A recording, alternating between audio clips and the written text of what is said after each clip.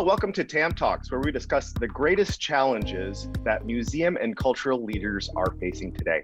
In this episode, I'm talking with Sara Morgan, who is the director of the Art Museum of South Texas in Corpus Christi. Welcome, Sara.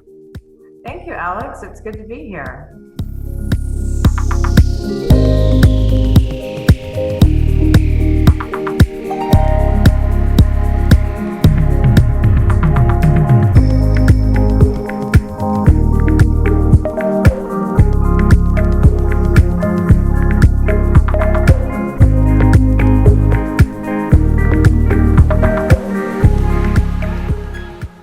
Let's get started. Can you please let us know how you got into museum work? It's always an interesting question.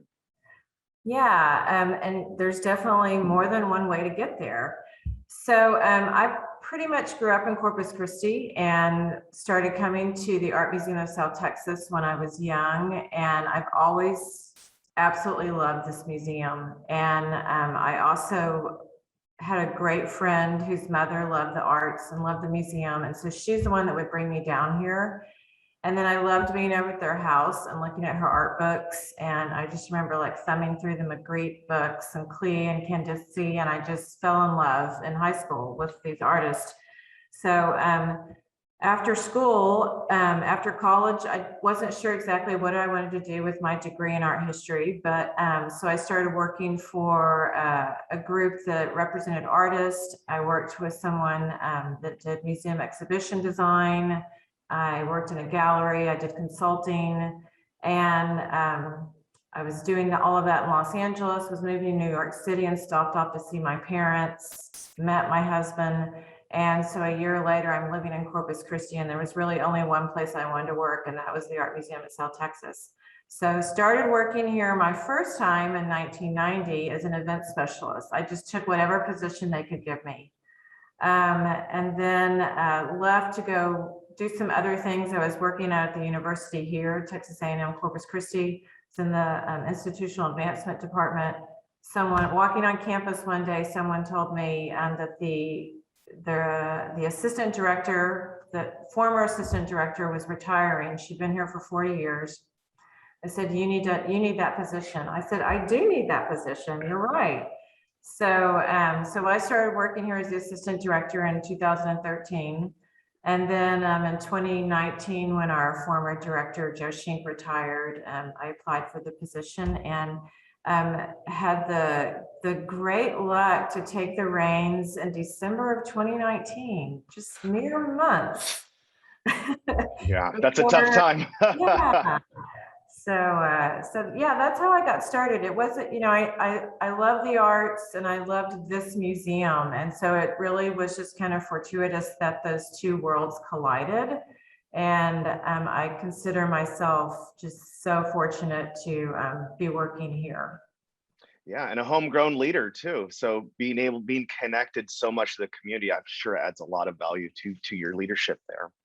Yeah, I mean, it certainly helps to, know who the players are in town. And,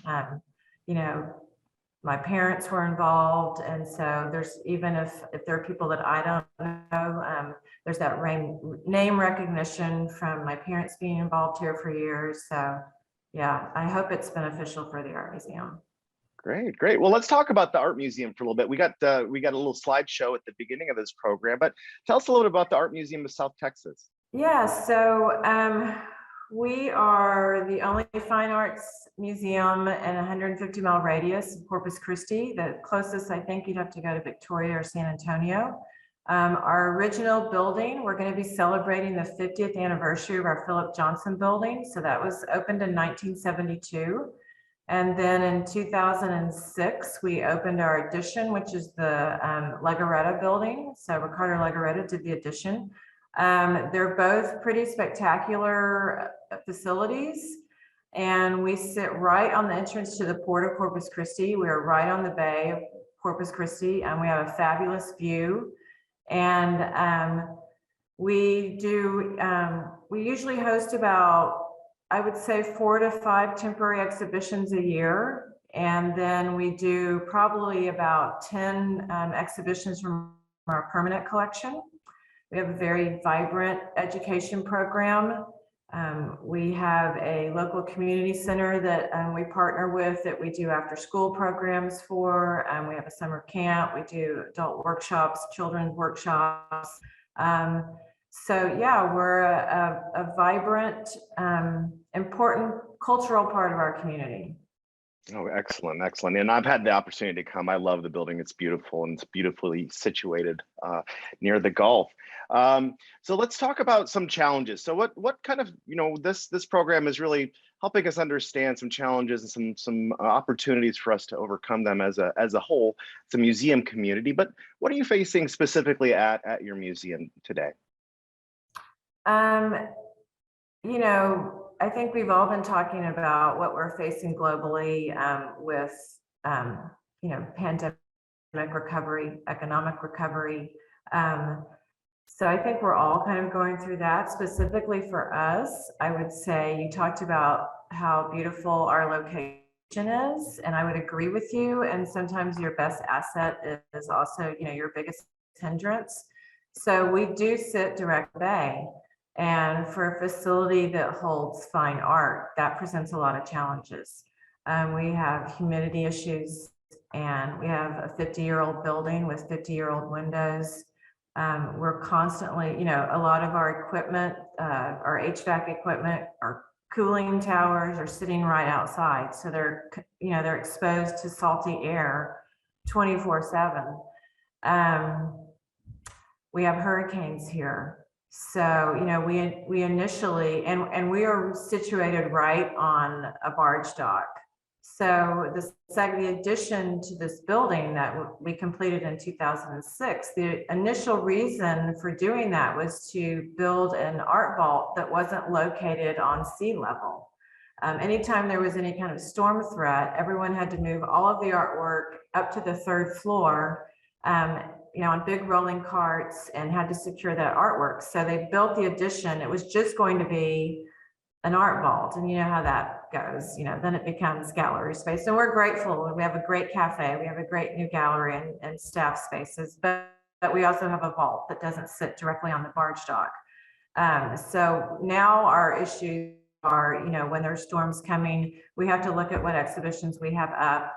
What do we need to protect? If we have lending institutions, of course, they're concerned for the artwork that they've lent to us. So we're just in a constant battle with keeping our environment within the internally in check with where it needs to be to protect the artwork. It's just, it's a constant struggle. I can imagine. And we have a lot of museums that are situated near the Gulf Coast that have been battered by hurricanes and weather, weather-related issues. So yeah, right. You're not alone. So what kind of steps are you taking to address the challenges, or what kind of help do you need? Well, I will say we have some great management at the city level right now who understand that the Art Museum of South Texas is a real asset for our community. And so they included some funding in their budget to help us kind of secure the storefront, because we're looking at, long-term, it's going to be hard to control internally if we can't control externally. So we are getting new windows put on the building. All our windows will be replaced.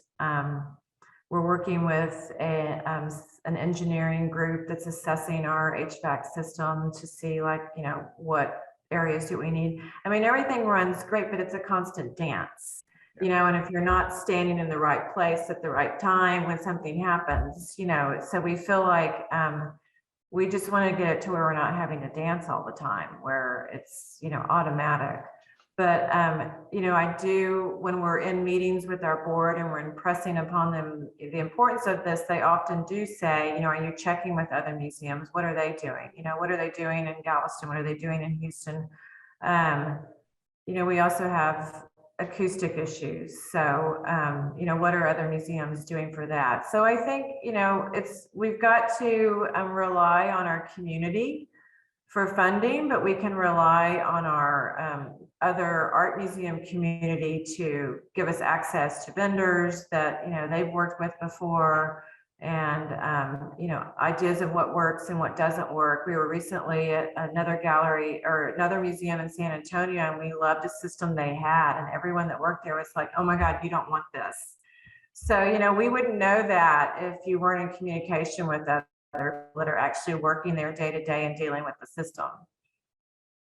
Absolutely. I'd love for TAM to be a hub of communication exchange. The more that we know about how we can connect with you with others, the more that we can do to help as an association. Yeah, absolutely. And that's such a great benefit for us because, you do have your circles that you run in, but your circles may not be dealing with the same issues that you are. And so for you guys to expand that resource for us would be really important and beneficial. So we would be grateful for that. Great. I'm looking forward to the future, and especially the future of gatherings, and so that we can, kind of meet in person again. So I'd like to close out the program with just anything else you'd like to share. Yeah, well, we're super excited. I touched upon the fact that next year is the 50th anniversary of the Philip Johnson and the 16th anniversary of the Legaretto. So we're going to have a golden anniversary and a sweet 16 all in one year. And we're really excited. We have a great year planned. We've been looking at, who are we? Who do we want to be? Who have we been? And so our exhibition schedule will focus on those three areas. And we're going, we hold the Dorothy Hood collection. And so we want to highlight women artists because we do value the contributions of women artists, especially those that might have been overlooked. So that's something we're going to highlight next year. And then we've got a great exhibition planned of John, Stella, and Warhol, because that was the opening exhibition we had in 1972. And then we'll be working with Crystal Bridges. We're going to have one of their state-of-the-art exhibitions next year too. So we have a lot planned. We're excited to celebrate. It's a beautiful facility. We want to take care of it. And we hope everyone will come for a visit.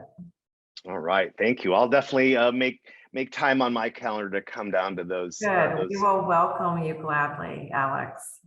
All right. Well, thanks for chatting with us today, and goodbye for now. Yeah, goodbye. Have a great day.